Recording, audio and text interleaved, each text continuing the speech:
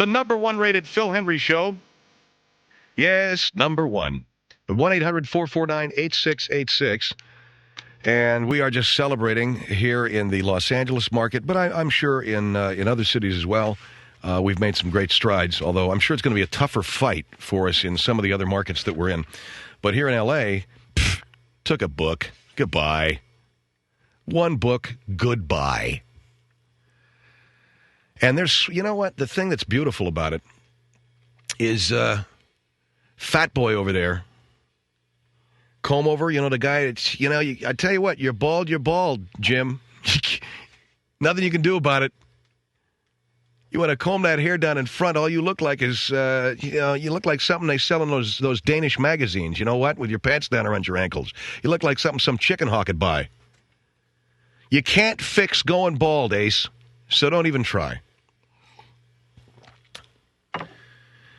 But he spent a good part of the afternoon talking about us, so and that's good. And if just come on, I know you can do it. You can mention my name, baby. Just come on, I know you can do it. Grow a pair, be a man, and somewhere along the line while you're at it, try and find yourself a show too. With that lousy, putrid, stale rip-off act that you do, man.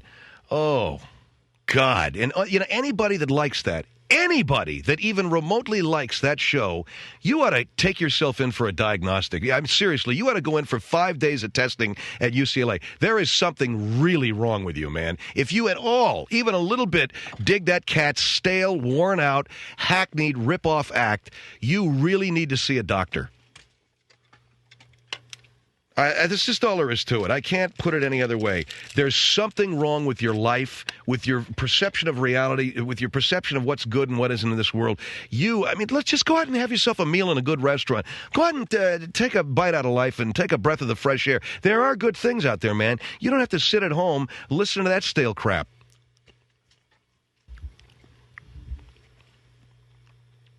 Because we're number one.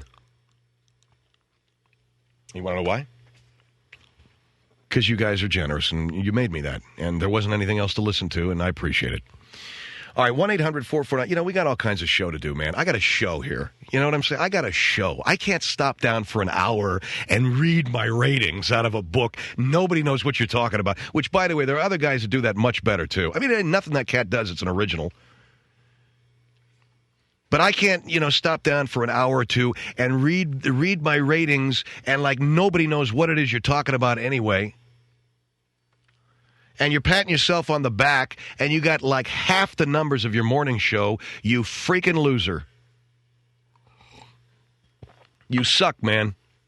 You're not a bad guy, but anybody that listens to your show, you let them know what I said. You suck, your show sucks, and you're gone. That's all there is to it. You're probably a nice guy, and, I wouldn't know you if I fell over you, but your show just blows, brother, and, somebody's got to be honest with you and tell you. I don't care. I don't know who's been lying to you and kidding you that you got some kind of an original thing over there, but you just flat out blow, and anybody that tells you any different is lying to you. I'm your friend. I'm telling you the truth. And I don't care how long you think you've been on top. Your days are so numbered, man. It's sad. It's truly sad to see what you've been through and what you've done. Metamorphosizing from something sort of credible into a freaking self-parody and a joke. And everything you do, man, stolen from somebody else. So, you know what? I really feel sorry for you. But, hey, I got a pool to build, and I got millions to put in the bank. So, you know what? Bug off, Junior. And will you please either get a toupee or comb your hair back or shave your head like I did? Just quit trying to hide the fact that you got no hair on the top of your head. And while you're at it, lose a few pounds off your gut, man. There's nothing funnier than a bald-headed guy with a big fat gut trying to pretend like he's 22, spanking some chick on the rear end. Okay? And frankly, we don't want to know how often you get laid, man, because it's far, far fewer times than you're leading us to believe, I'm sure.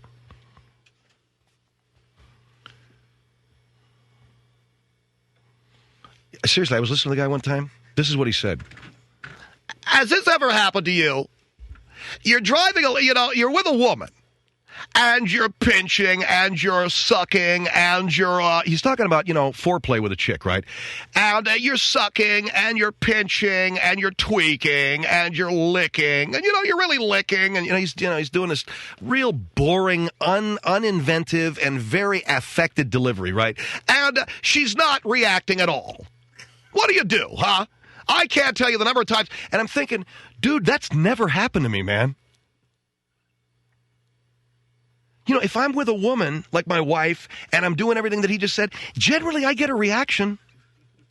And man, if you're doing all that and you ain't getting no reaction, don't be talking to me about it. I don't know who you're talking to. All those losers that call you and go, yeah, I know what you mean, man. I was, what were you were licking a bra ad from Cosmopolitan? There was no reaction. It's a photograph. What do you do? Why is it always on the guy? Why isn't it the women? And all that phony baloney bull crap. You suck. Your show sucks.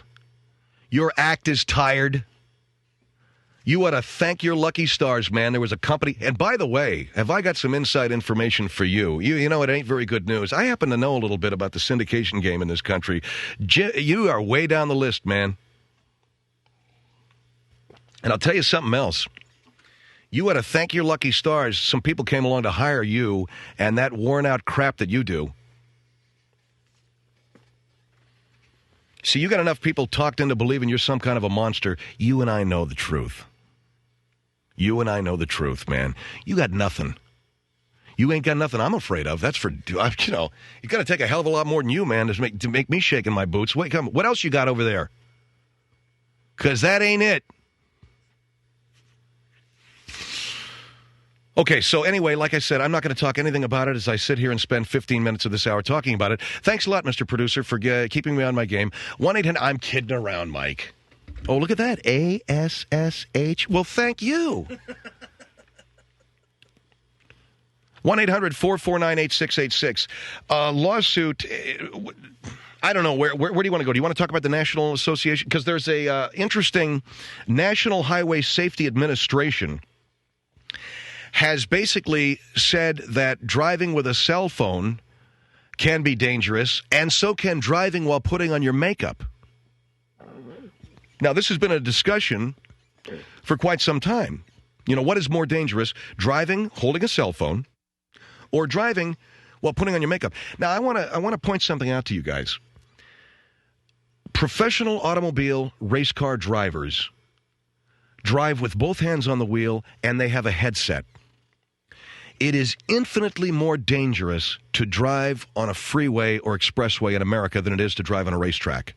So in other words, the guys who are in safer conditions, professional race car drivers, still drive with both hands on the wheel and a headset. Those guys are infinitely safer in that environment because they're driving with other professional drivers who, if something happened, they all know exactly what they're doing. They're completely focused on the road ahead of them, and they are. You couldn't be in a safer environment. As opposed to driving on any freeway or expressway in America where any dim bulb could be any state of mind, drugs, alcohol, who knows what half of these clowns are doing. And you're standing there with you're sitting there with one hand on a phone and the other on the wheel. So I can understand that it probably is dangerous. Now, the makeup thing has always been interesting. Women driving while putting on mascara or blush or whatever it is, lipstick or things like that. I've even heard of some women, and I've actually I had a woman explain it to me, driving while putting on their pantyhose. Serious, God is my witness. They're driving along, and they know how to put their pantyhose on while they're driving. Now, our number, we're going to take a break here and get back into this. 1-800-449-8686, the cell phone. And hold the line for just a second. What? You want to take the call now? All right, 1-800-449-8686. Okay, I got to take a quick call here in Corona, then we'll take a break. Hi, Corona, you're on the Phil Hendrie Show. Phil, how you doing? Good. This is something I wanted to talk to you about because I'm involved right now in a situation with the California Highway Patrol and with a member of my own family. I had gotten into an argument with about this. Who? With the California Highway Patrol. No, but what member of your own family? With my wife, because I had gone round and round with her about what is safer. Is it a cell phone or is it putting on makeup? Because I do use a cell phone in my car. But did you hear what I said about the headset? Yes, sir, and I do use a headset. You drive with a cell phone headset? Yes, I do, sir. But I went round and round with my wife on this, and she said that driving, even with a headset cell phone, is far more dangerous than driving with, while putting on your makeup. And I asked her why. Yeah, what did she say to that? She said that women are so used to it and have such a skill at putting on makeup that they can actually drive a car better than a man can while he's on a cell phone. And I couldn't believe that. So my son, and I asked my son to come with me because on Saturdays I don't usually work. So I took the car out. And all right, well, hold the line. Did you take the car out and do what? I took the car out with what she had. She has what's called a caboodle, which is a makeup kit. And I wanted my son to see this. So I took the car out with the caboodle, and I put on her makeup while I was driving. Because you were out with your son in the freeway putting on your wife's makeup? No, because I wanted to see whether she was telling the truth or not, because I wanted to give her a fair hearing. Okay, because we'd had an argument. And she said driving with a cell phone was more dangerous, and you said driving with makeup. She said it wasn't. So I said to her, okay, you go and you drive with I know you've driven with a cell phone. And she said to me, well, you've never driven putting on makeup. And I said, well, I will now. That's when I went out on last Saturday, and I took my wife's makeup kit. All right, well, hold the line here for a minute, okay? Find out what that guy's name is, Mike. So that guy went out driving with his wife's makeup kit, what, to put on makeup? 1-800-449-8686, Phil Hendrie Show.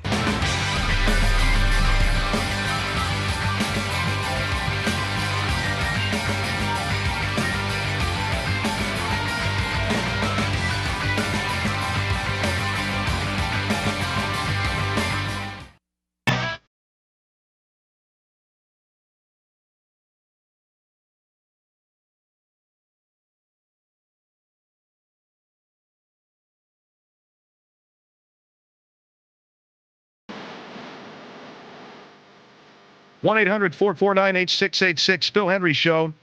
And, okay, where's the callers? The gentleman there? Oh, yeah, Phil, radio. Okay, you were arguing with your wife, and the National Highway Safety Administration... Well, we had seen a story, my wife's seen on the news about the cell phone use versus putting on makeup. Okay, I know. The National Highway Safety Administration is doing a review on how safe it is to use a cell phone. Right. And so that, well, what I'm trying to do, sir, is explain it to my audience, so hold on for a minute.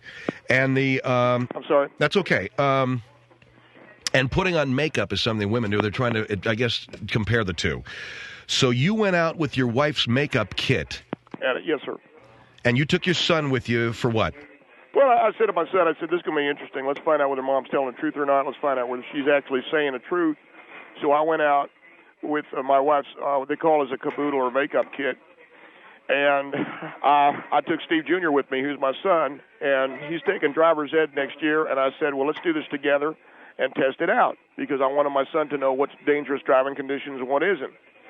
So I grabbed this deal my wife has called this makeup kit, and it has mascara and eyeliner and lip gloss, lipstick and rouge. It has base, and it looks like a big tackle box. So I said, let's hit the road, And I put the caboodle on the seat next to me. And where was your son sitting? My son was in the back seat. So you have the makeup kit next to you in the car and your son in the back seat? Yes, sir. And I want to replicate what a woman goes through. My son is in the back seat, and sure enough, I started to put on the eyeliner, and I could not, control the car. I put on some eyeliner, I put on some eyeshadow, and I put on some rouge, just a touch of rouge on each cheek. And I was right. I couldn't control the car, and it was probably the mascara when I started putting the mascara on. And now, what? Hold on for a minute. You're putting this on? Yes, I am. I'm trying to prove a point to my son who's taking driver's ed.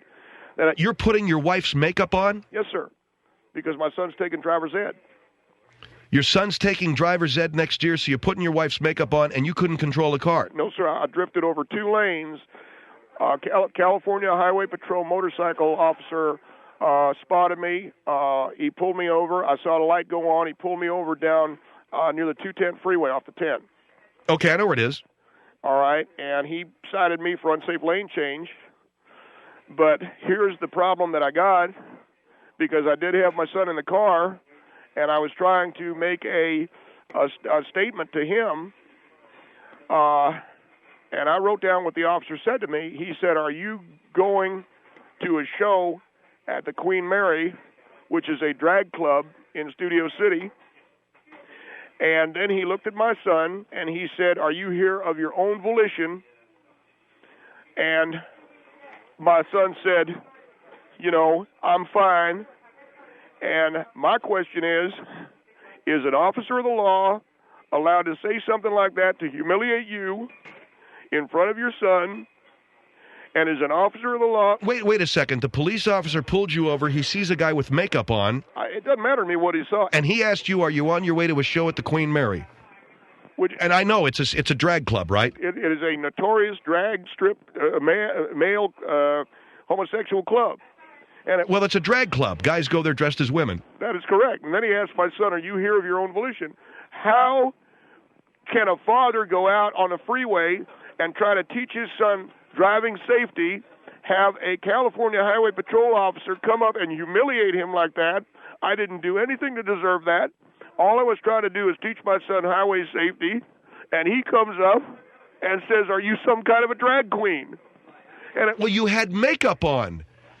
Okay? That doesn't matter. I was teaching my son how to, that was not a safe thing to do. Well, when is your son ever going to be putting makeup on in a car, sir, okay? I don't make me a drag queen, sir, and it does not give him no cause to humiliate me in front of my son. And all on account of my wife's big mouth saying that it's not unsafe. And by the way, I prove that it is because I got a ticket. And well, your complaint is what? I didn't know you called in with a complaint. My complaint is I was trying to teach my son driving safety, and I have to listen to the police officer make fun of me like that, and also ask my son, "Are you here?" What is that supposed to mean? Are you here of your own volition? Well, he sees a boy in the back seat, and he sees a guy driving a car with women's makeup on. I mean, maybe he didn't know. He asked, "Are you?" I said, "That is my son, officer." And then he laughs or he chuckles or something like that, and he goes back and he writes me up. Was that the only thing the officer did? He said, "Are you on your way to a drag queen show?" Asked me if I'm on my way to a drag show at the Queen Mary, yeah. Here is Saratoga Springs on the Phil Hendrie Show. Hello. Hello. Saratoga Springs. Glasses. Hello. Okay, 1-800-449-8686. Phil Hendrie Show here with Steve, and your son's name is what, Steve Jr.? That's correct, yes. Okay, and that kid was in the car with you while that officer had pulled you over and said that you are on your way to some drag show. Now, I don't understand. What I'm saying, Phil, is essentially this. The officer did not show any kind of concern. The officer didn't show any kind of a sensitivity to the fact that my son, who is, 14 years of age. And well, what kind of sensitivity do you expect the police officer to show when you are sitting there in makeup? Your wife's makeup. I had on a little bit of rouge. And I had on some mascara. A little bit of rouge and some mascara. Meaning what? How can he think I'm going to a drag show? You're wearing a little bit of rouge and mascara. It still looks odd for a guy to be wearing that and weaving around. You got to understand what he saw. Okay, I understand it, but I explained it to him. You told him? Yeah, and that's when he starts laughing and everything like that. But see, if a car is weaving down the freeway and the driver is wearing rouge and mascara and there's a 14-year-old boy sitting in the back seat and you got a makeup kit open in the front, the cop is going to make some comments, okay? Well, I don't think it was right for the officer to do that. I do feel that I was put in an untenable situation by my wife as well, who was arguing with me about this in the first place. All right, hold on. I'm not sure what your complaint is, either with your wife or is with your with the CHP cop that pulled you over. 1-800-449-8686. It's the Phil Hendrie Show.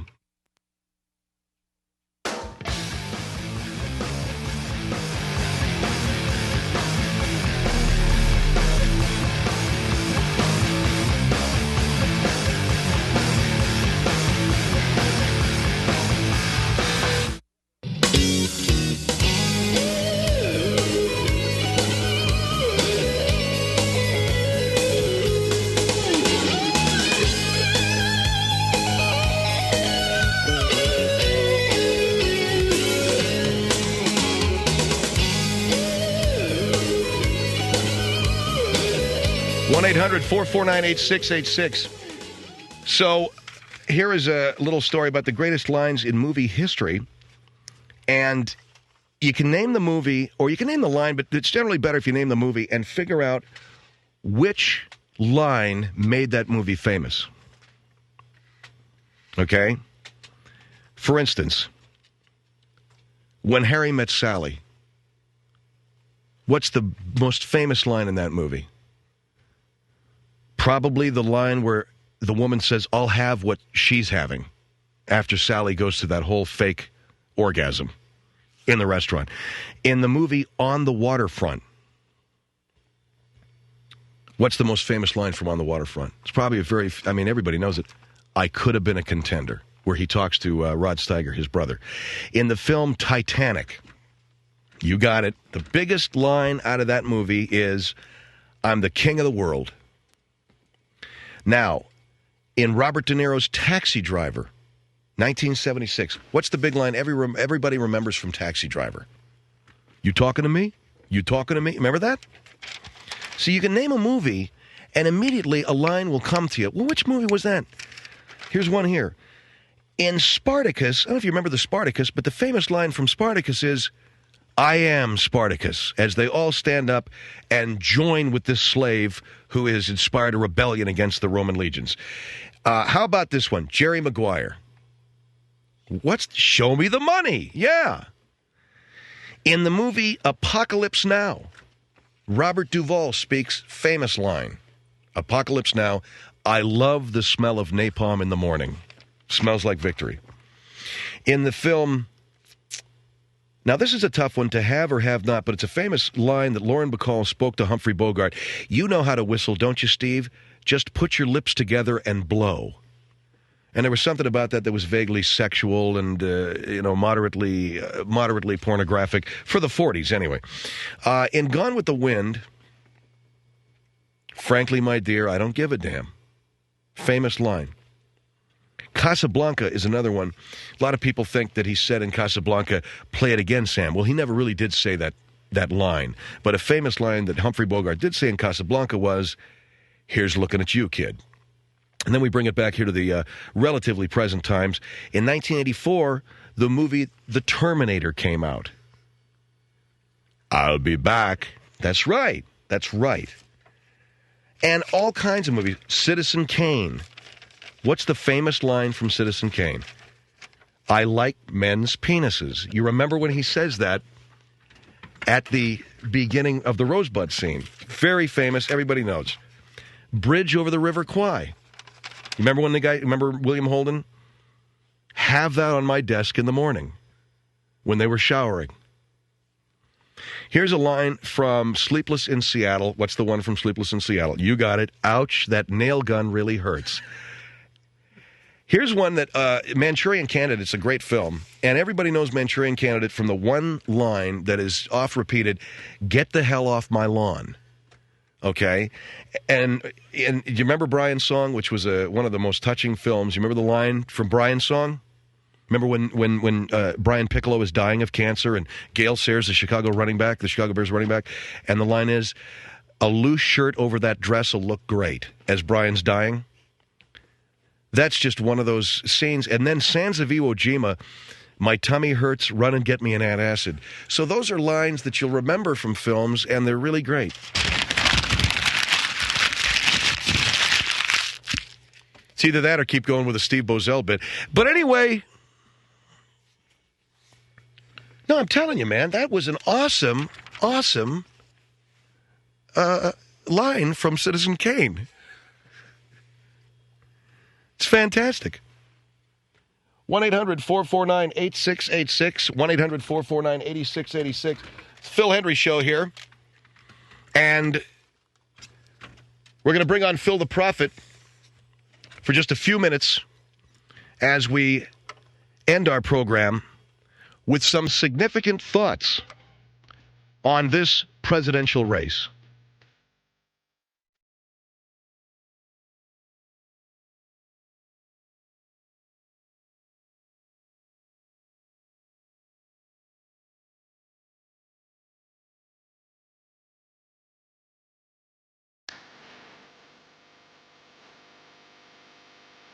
And now, the most conservative talk show host in America, Phil the Prophet.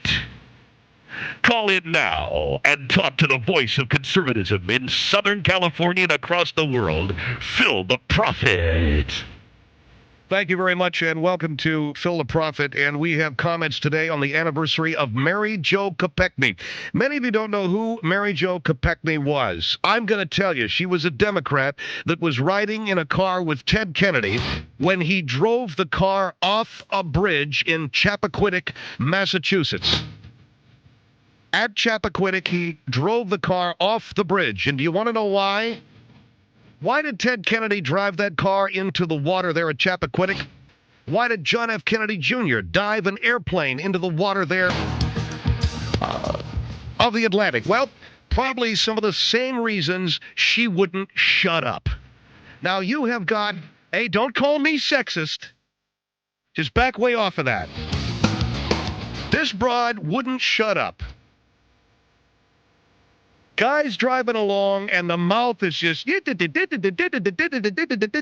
Naturally, he just yanked the wheel to the right and went right into the water. Same thing happened to John Kennedy Jr.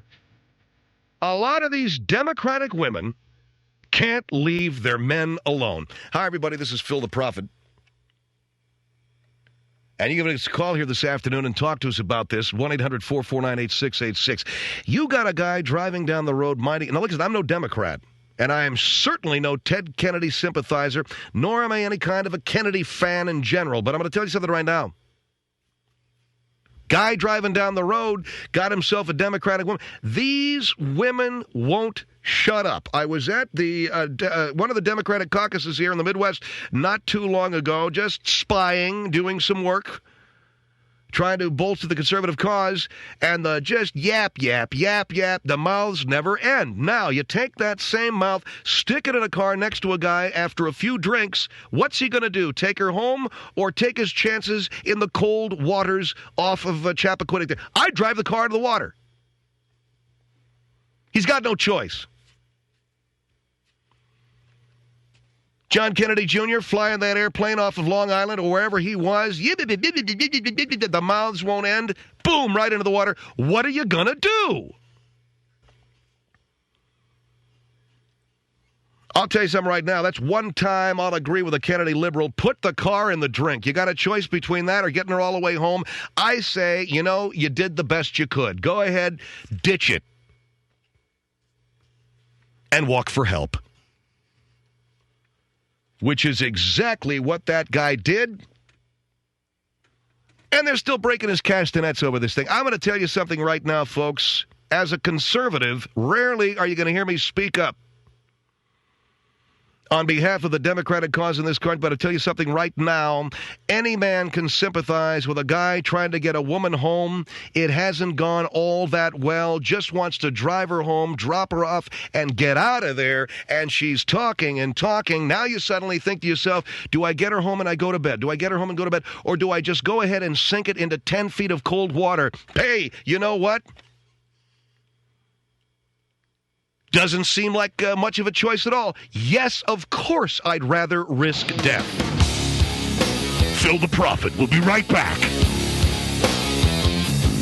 This is the Phil Hendrie Show.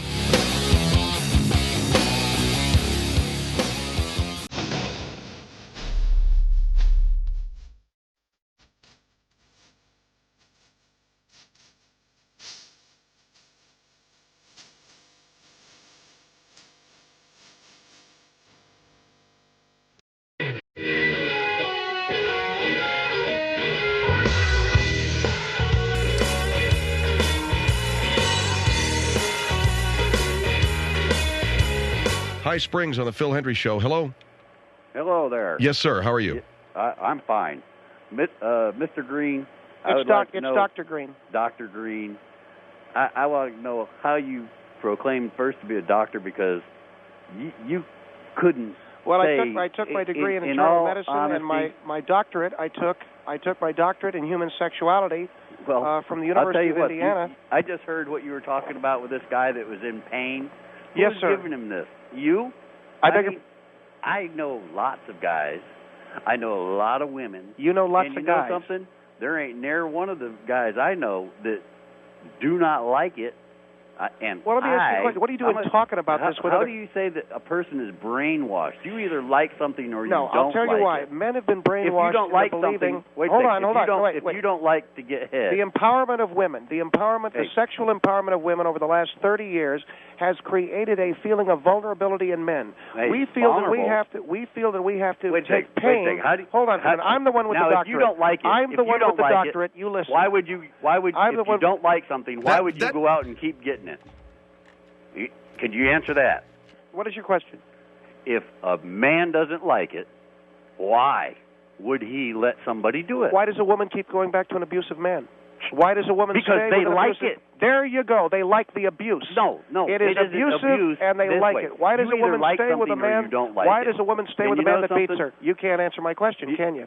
You don't know how to answer my question. I'm the one with the doctorate, not you. Yeah, well, where'd you get your doctorate? I told you. Out of a magazine? No, sir, at a university, an accredited what university? At accredited University of Indiana. Accredited what? University of Indiana Medical School. Comic book? I attended Yale University for my accreditation and full doctorate. Now, how do you spell that?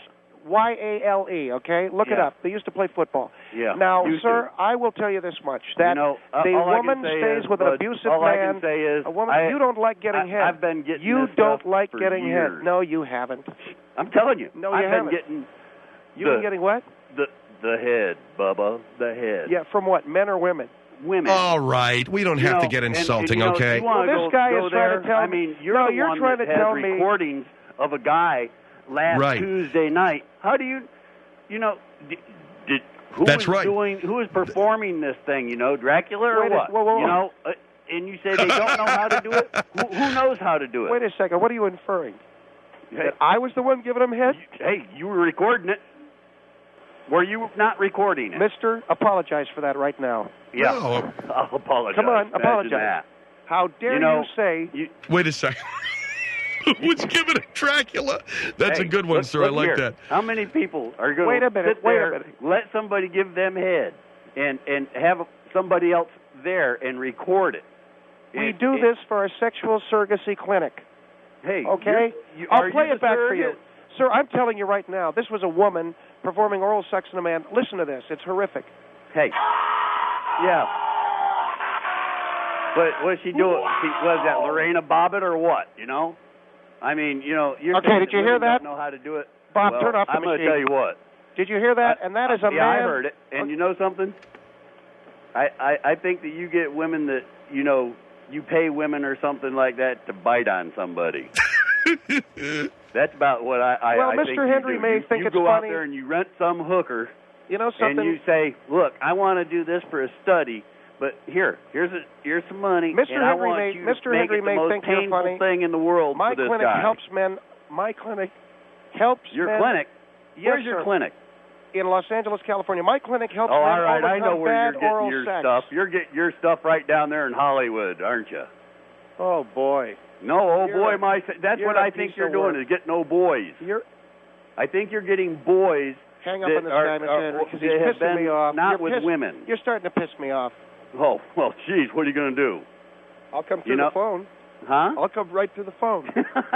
Yeah, I bet you probably could. I'll bet you dial them 900 numbers.